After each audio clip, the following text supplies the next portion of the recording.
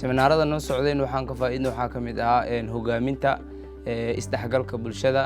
xalinta khilaafaadka waxaan aad u fahanay inaan iskaashano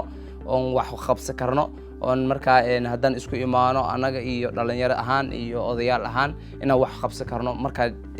wada tashi aan sameyno barkan 4 maalin anaga noo socday wax badan ayaan ka faa'iidnay waxaan ka faa'iidnay bulshada sida la isku dhaxgalo wada tashiga aqoonta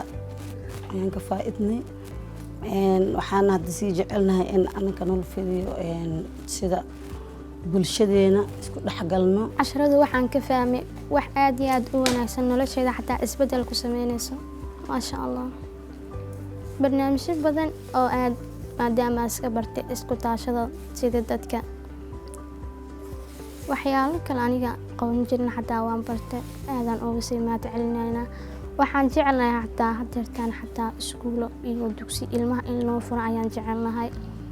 marka muddada yar tababarka noo socdo waxaan si fiican aan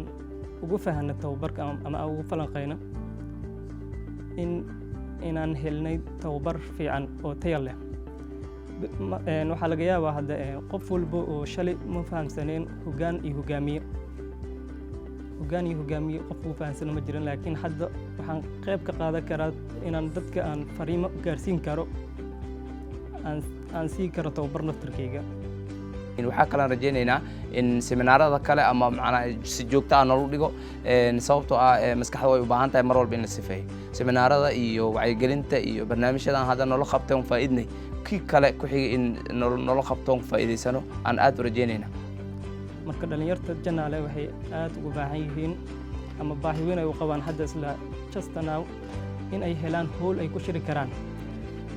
ma jirto magaalka meel ay dhalinyaro ku kulmi karaan haddii laga reebo sportiska